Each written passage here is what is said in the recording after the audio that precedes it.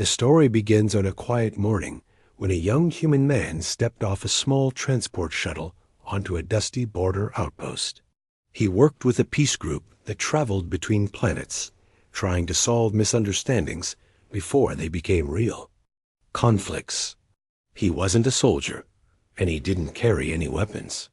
His job was mainly listening to people, asking calm questions, and trying to keep tensions low wherever he went. On that morning, he was supposed to meet a local guide from the outer colonies, but the guide never arrived.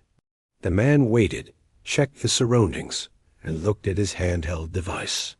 The map kept glitching, showing different borders each time it refreshed. He didn't know that the region was known for unstable energy fields that affected navigation. While trying to adjust his direction, he followed a narrow path between tall, silent rocks. He thought he was still in the safe zone, but he slowly crossed into the territory of a powerful alien empire. Even people from distant planets spoke about this empire with caution. The rulers were known for their strict laws and their sharp sense of order. They didn't hurt without reason, but they didn't tolerate unexpected visitors either. The man didn't know this.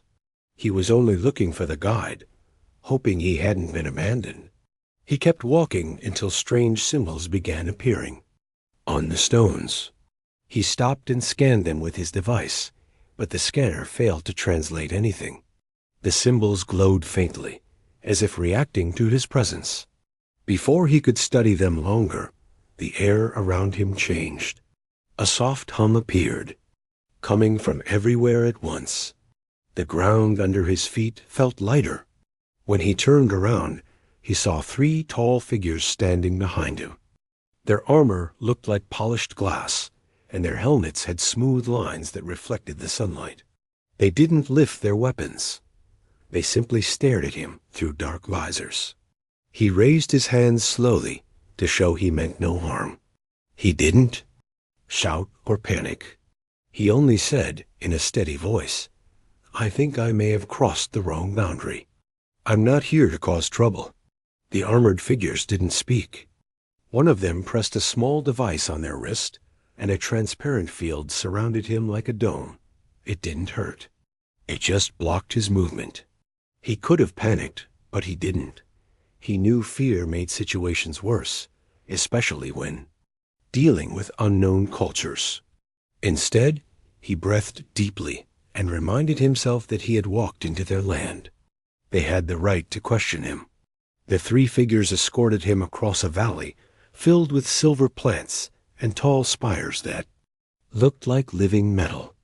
Everything around him was unfamiliar, but also strangely beautiful. The sky shifted colors softly, like it responded to the wind. The field around him moved with him, always keeping the same distance.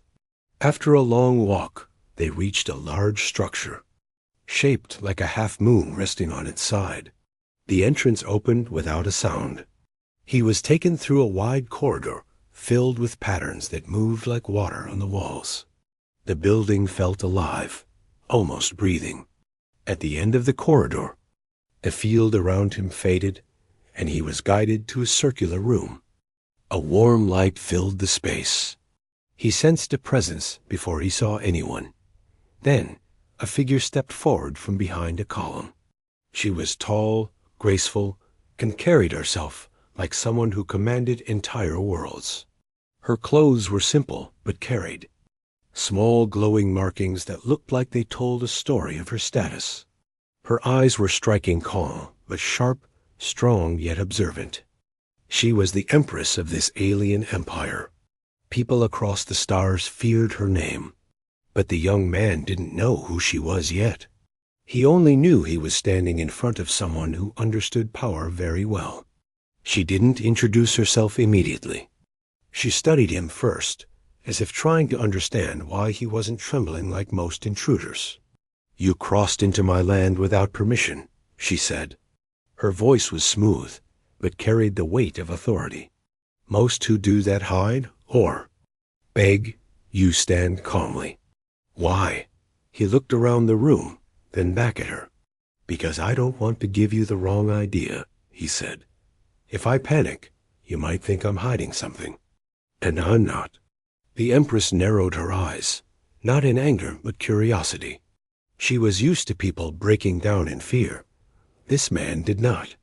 "What are you?" she asked. "A spy pretending to be harmless? A messenger? A fool?" "None of those," he replied. "I work with a peace group. I got lost. My device malfunctioned. I crossed a line I didn't mean to cross." She walked around him slowly, not threatening him, but observing him. "Peace group," she repeated. "Do you expect me to believe? You entered my territory by mistake?" "I won't ask you to believe anything," he said softly. "I can explain what I know. You can ask what you want. That's all I can offer." His words were steady. This surprised her even more.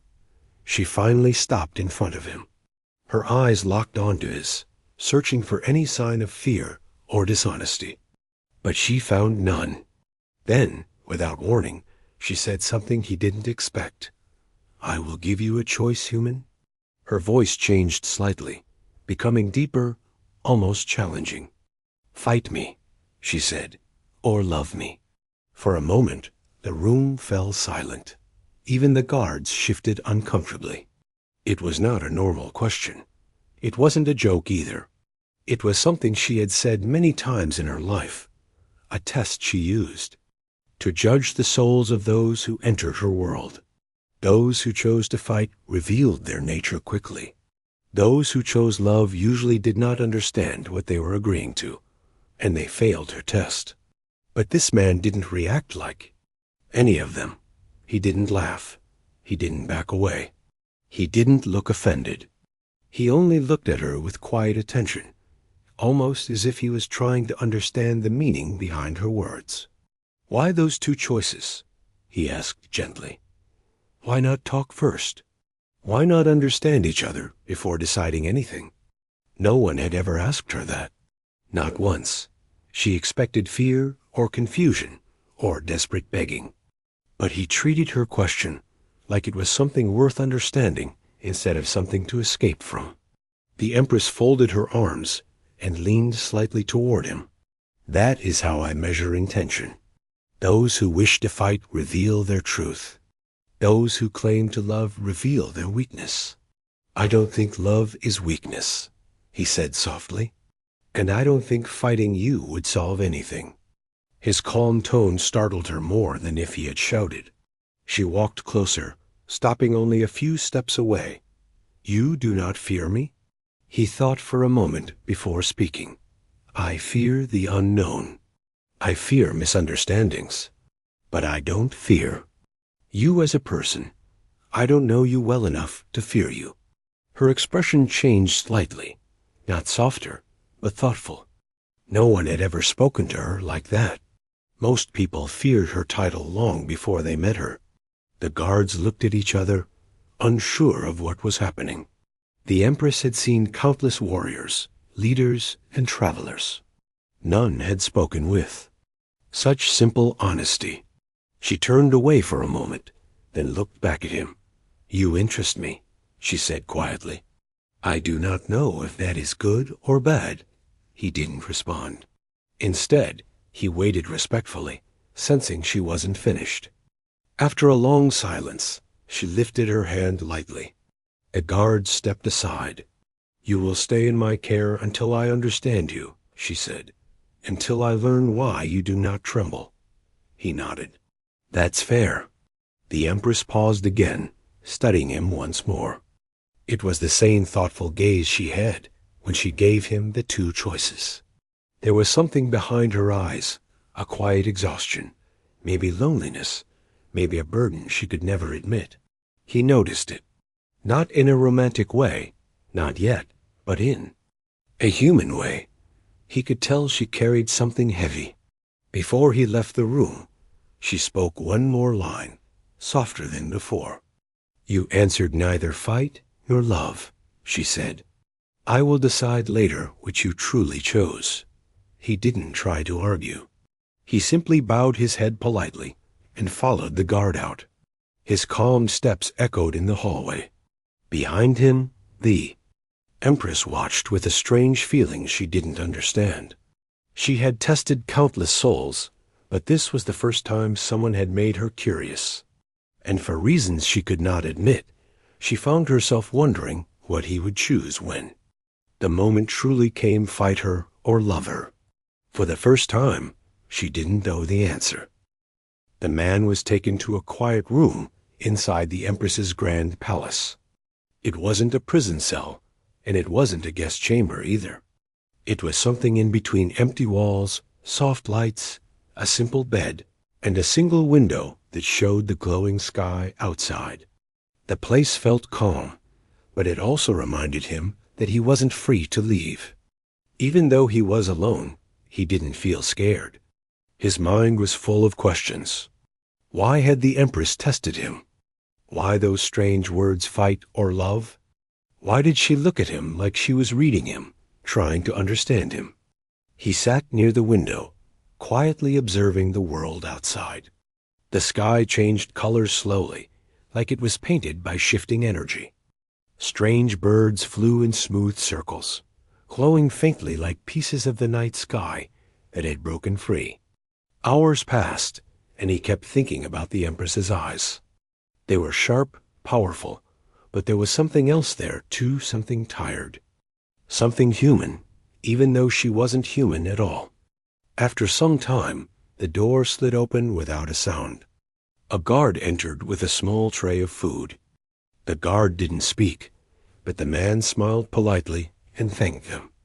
The guard looked confused, as if he wasn't used to being thanked by a visitor or prisoner. He left quickly, almost embarrassed. The man ate slowly, thinking about what would happen next. He knew the Empress wanted to understand him, and he knew she didn't trust easily. She had probably seen countless people lie to her, pretend to respect her, or fear her too much to speak honestly. He wondered if she expected him to pick one of her choices. A small part of him felt like she didn't actually want him to fight her. Maybe she was testing something else, testing how he reacted under pressure. Later that evening, the door opened again. This time, it wasn't a guard. It was the Empress herself. She stepped into the room quietly, as if she didn't want to startle him. Her presence filled the space instantly, but he stayed calm and stood up out of respect. She looked around the room, then at him. "You're comfortable here?"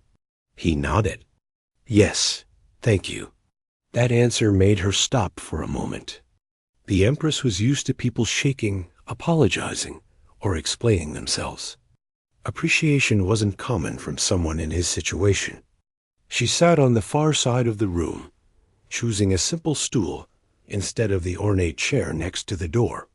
It looked almost strange, a ruler choosing the humblest seat. But he didn't comment on it. "I've observed many travelers," she said. "Most who enter my lands without permission hide behind excuses. You do not." He didn't rush his answer. "I don't see the point in lying. If I made a mistake, I made a mistake. I can explain that. That's all." The Empress studied him again, her eyes thoughtful. "You think honesty keeps you safe?" "No," he said gently. "I think honesty keeps things clear." She slowly nodded, as if his words made some sort of sense she wasn't used to hearing. "Earlier, I gave you a choice." Her voice softened, though her posture stayed firm. "I asked if you would fight me or love me. You avoided both." "I didn't avoid," he said quietly. "I just didn't understand why those were the only options." Her eyebrows lifted slightly. "You question the choices of a ruler?" "I question anything that doesn't make sense," he said with a small smile. "Even my own choices." The Empress didn't smile back, but something in her expression softened. Not warmth, more like curiosity that she couldn't hide. "You speak calmly," she said, "as if you are not in danger." "Am I?" he asked calmly. That question hung between them like a thread. The Empress tilted her head, studying him deeply. "You are not in immediate danger," she admitted, "but you are in my care." And my care is strict. He nodded again. I understand. She leaned slightly forward. So tell me, why didn't you choose the fight? He looked down at his hands for a moment, thinking carefully. Because I don't want to hurt anyone. And I don't think fighting proves anything. And love? She asked. That's not something you can choose quickly, he said softly. Not something to agree to without knowing a person.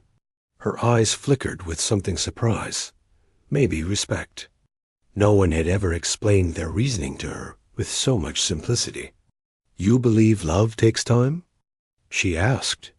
Yes, and honesty, and understanding, and choice. He paused.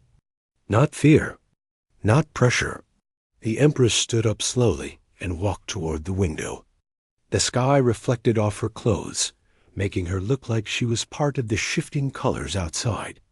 My people think I am unbreakable, she said quietly. They think I do not feel. They think my heart is a tool, nothing more. She touched the window lightly. Power changes how people see you. The man didn't interrupt. He knew she wasn't asking for advice. She was simply thinking aloud, maybe for the first time in years. They come to me with fear, she continued.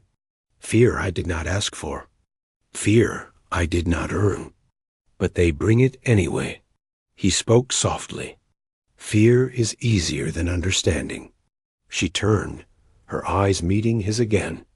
You do not fear me.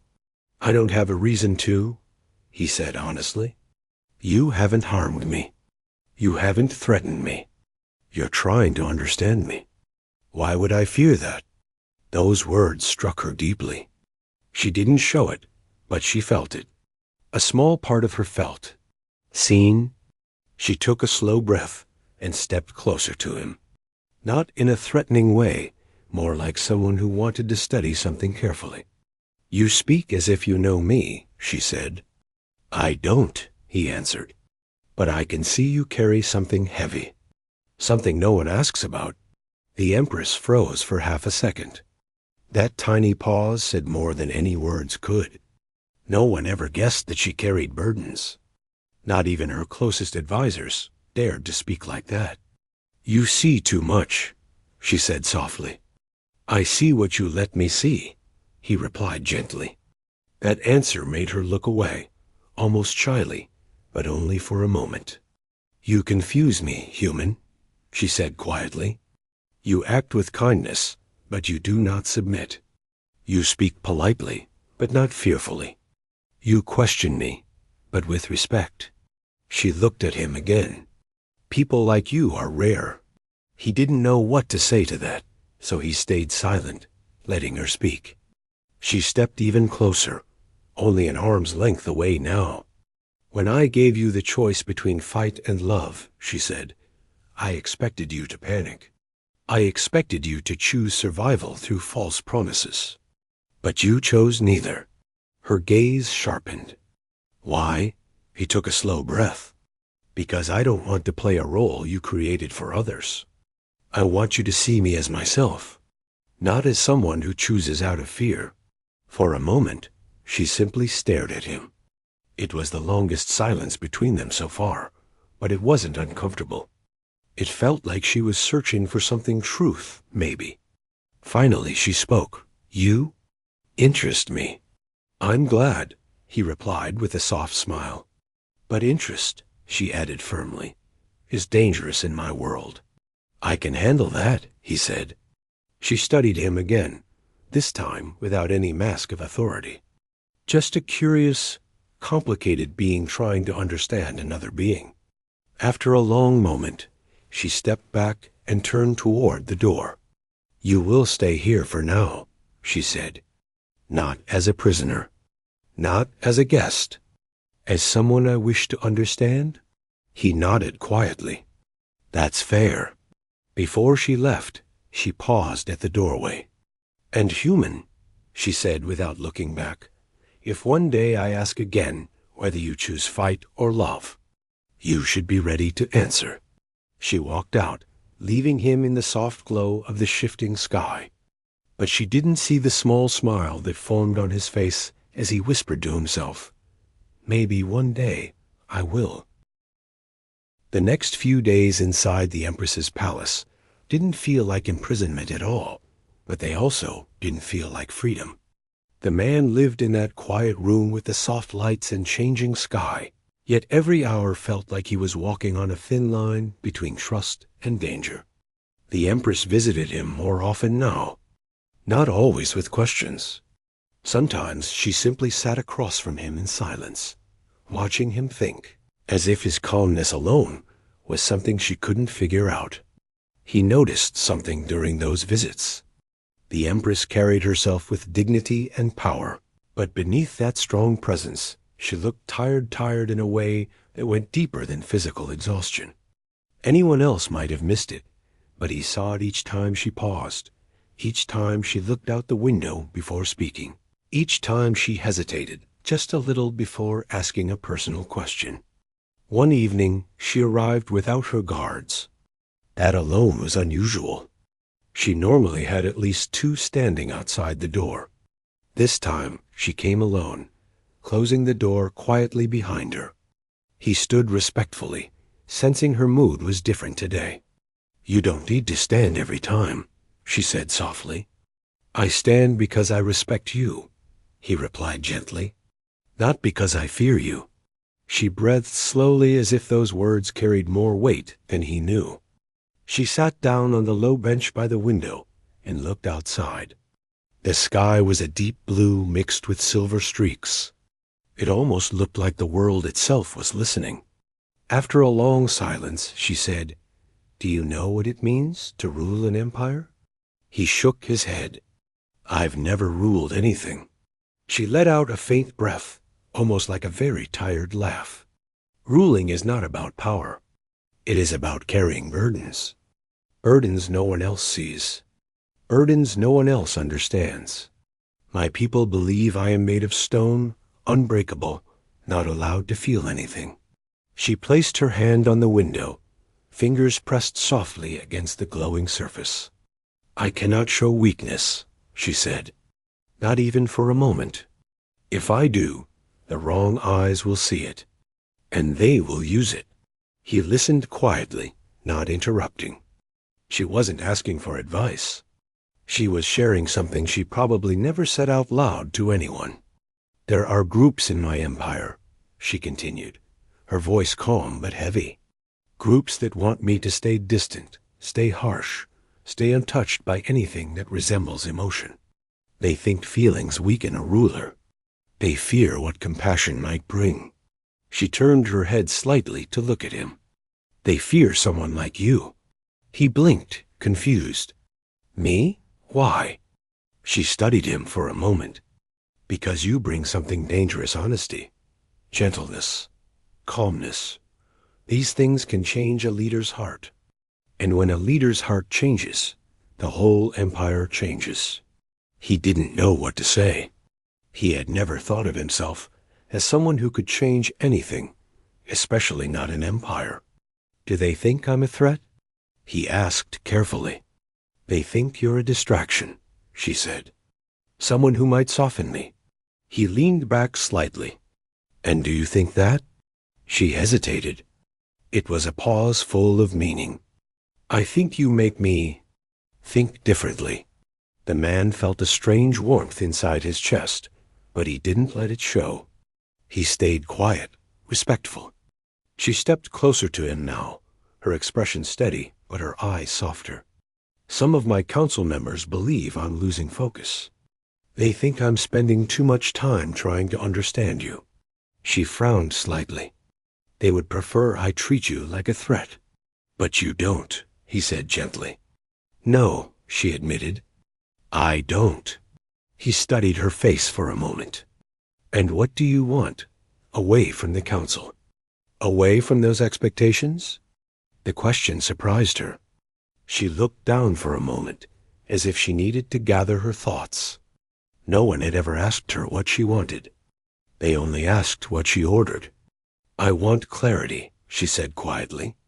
"I want to know why you make me feel uncertain." "Uncertain how?" uncertain about my own rules. He nodded slowly, understanding. She was a ruler who spent her life building walls of discipline, stone, power. And now someone had walked through those walls by accident, without trying, without knowing. The Empress walked away from the window and sat across from him again, leaning forward slightly. You said love takes time, she reminded him. You said it isn't something chosen quickly. Do you believe that for all beings? Even rulers? I believe it for everyone, he said softly. Even for someone like you. She looked down at her hands. My people do not understand that. They think everything is a transaction. They think affection is a weakness. They think trust is foolish. He tilted his head, watching her carefully. And what do you think? She took a long breath. I think I'm tired of acting like I don't feel. The man's heart tightened a little at that. It wasn't pity, just understanding. He had seen leaders on many planets who carried heavy responsibilities. But the Empress carried them in silence. She continued, her voice low. A ruler is expected to be strong. But no one asked whether I wish to be strong alone. He nodded gently. No one should carry everything alone. For a moment, their eyes met in complete silence. It wasn't romantic. It wasn't desperate. It was human, two beings acknowledging truth. Then the Empress spoke in a new tone, quieter, more vulnerable. There is something I must tell you. Something I have not shared with anyone. He stayed completely still, giving her the space to speak. There is a faction in my empire, she said, one that wants to replace me. They believe my leadership is too gentle. She shook her head slightly. I have never been gentle, but they think even the idea of it is dangerous. Do they plan to act soon? He asked softly. I believe so, she admitted. They are waiting for a moment when I appear distracted. They hope my interest in you gives them the excuse they need. He swallowed slowly. I don't want to be the reason you're in danger. She stepped closer, standing right in front of him. You're not the reason, she said clearly. You simply revealed something they refused to see, that I'm capable of more than cold logic, that I have a heart. He looked up at her gently. There's nothing wrong with having a heart. There is, in their eyes, she said, but not in mine. The man lowered his gaze for a moment, thinking deeply. What will you do?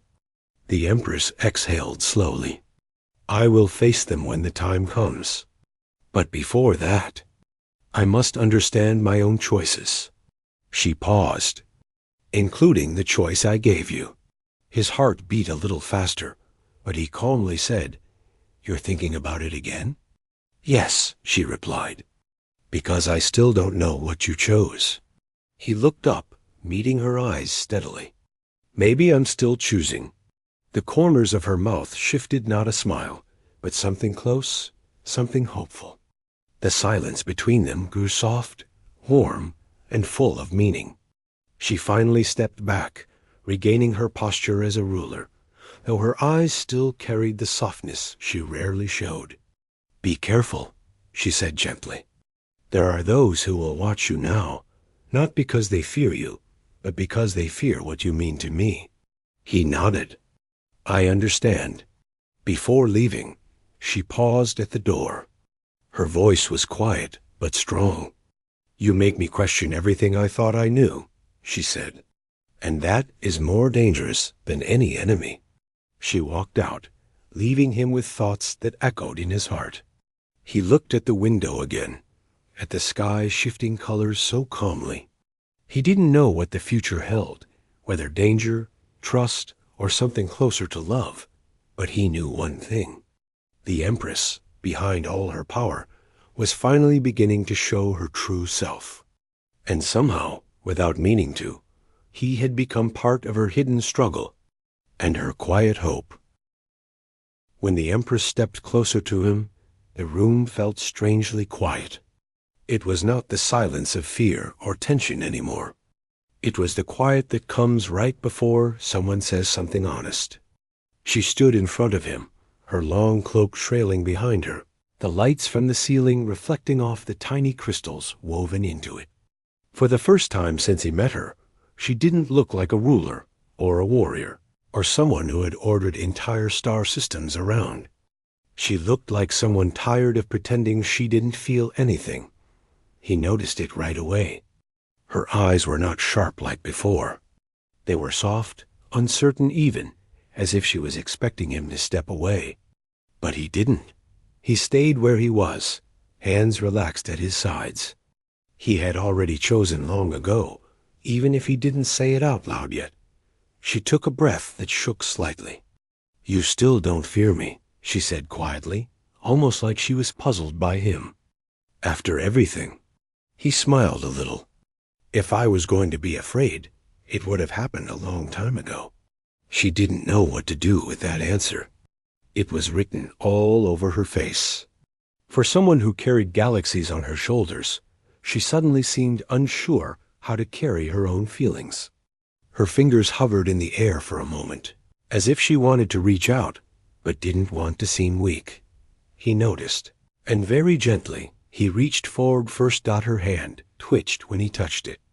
It was like a spark ran through her, not the dangerous kind, but the kind that happens when someone is not used to being held with care. She looked down at their hands, then back up at him, confused and moved at the same time. "No one touches me like that," she whispered. "Maybe they should," he said. For a second, she closed her eyes like she was trying to remember the feeling forever. When she opened them again, something had changed. The fierce ruler he had first met was still there, but now there was also a woman who had carried loneliness for longer than he had been alive. "You chose love," she said, almost in disbelief. "Out of all the options I gave you." He nodded slowly. "Because fighting you never made sense to me. Not when I could see what was really hiding behind all that armor." She looked away quickly, as if his words had landed too deep. She walked a few steps toward the balcony, the long view of the stars stretching endlessly before her. He followed her, but kept a respectful distance. "You don't understand what it means," she said softly. "Loving me, standing with me, comes with risks you haven't seen yet. My world is full of people waiting for me to fail, waiting to take my throne. If you stand beside me, they will target you too.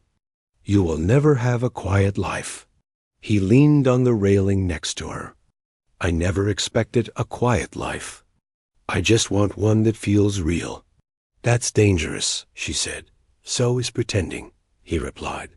She turned her head and studied him, searching for even the smallest hint of hesitation. There was none. She found honesty in the way he looked at her, simple, steady, without any hidden plan. "You surprise me," she said finally. "I know," he said. "You tell me every day." She tried not to smile, but she failed. Her expression softened, almost brightened, as if a heavy weight lifted off her. She rested her arms on the railing, letting the starlight wash over her.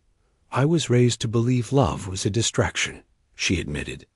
"Something rulers couldn't afford.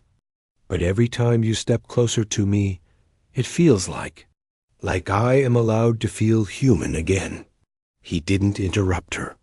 He knew moments like this were rare for her. She wasn't someone who liked to show weakness. But this wasn't weakness. It was honesty. "If I let myself enjoy this," she continued, "I fear it will change everything." "Maybe that's what you need," he said gently. "A change." She looked at him again, and this time she didn't look away. "You speak like you know me better than I know myself." "Maybe I do." The air grew lighter between them. She stepped close enough that the space separating them disappeared. Her voice dropped to a whisper. "When I said fight me or love me, I wasn't expecting you to choose love so easily." "I didn't choose easily," he said. "I chose carefully." "And why?" she asked. He didn't give her a perfect, poetic answer. Instead, He gave her the real one, the one he had carried in his heart since the first day he looked into her eyes. Because I saw someone worth choosing. She froze again, just like she did the first time he called her gentle. It wasn't fear that made her freeze, was surprise. Genuine surprise. She had been loved before, maybe, but never like this. Never in a way that made her feel like she didn't have to be strong every second of her life. She let out a slow breath, almost shaky. I don't know how to be loved. You don't have to know, he said. You just have to try. He didn't move first this time. She did. She reached for him carefully, almost like asking for permission without words. When her fingers touched his again, the tension she had carried for years slipped away little by little. They stayed like that for a long moment. Their hands joined, the stars stretching endlessly in front of them. She finally spoke again, her voice low and honest. Then stay with me, she said. Not as my soldier, not as someone forced into my world, but as someone I can trust. I can do that, he said. She stepped even closer, so close he could hear her heartbeat slowing down, calming, settling into a peaceful rhythm. And if the world challenges us, then we face it together, he answered. She looked at him with a mixture of pride, hope, and something deeper that she had never allowed herself to feel before. The fear in her eyes was gone now. What replaced it was something brighter. For the first time in her life, the Empress didn't feel alone. He pulled her gently into his arms, not to claim her, not to control her, but simply to make her feel safe. She didn't resist. She let her forehead rest against his chest, letting herself breathe freely, something she had not done in years, not in that quiet moment. It wasn't a human and an empress standing together. It wasn't a story of power or war or galaxies fighting for control. It was simply two people, one who had carried too much, and one who chose to help her carry it. She whispered, You may not realize this, but your choice changed everything. He stroked her back gently. Maybe that was the point. She lifted her head, looked at him for a long moment, and then spoke the words she had never said to anyone. And I choose you too. Those words were not loud, not dramatic, but to him, they meant everything. They were a promise that no throne, no crown, no galaxy could break. They meant she was willing to try, willing to feel, willing to let someone in after years of building walls. She took his hand again and said softly, Walk with me. And he did, through the long hallways of the palace, past guards who tried not to stare, through chambers lit with soft blue lights, until they reached the heart of her world. She didn't hide him. She didn't act like he was a threat or a stranger. She walked beside him openly, with quiet pride. Everyone who saw them understood something had changed by the time they reached the center hall. She squeezed his hand gently. You stood by me when you didn't have to, she said. Now it is my turn. He smiled. I guess we fight for each other now. No, she said, returning his smile. We live for each other now.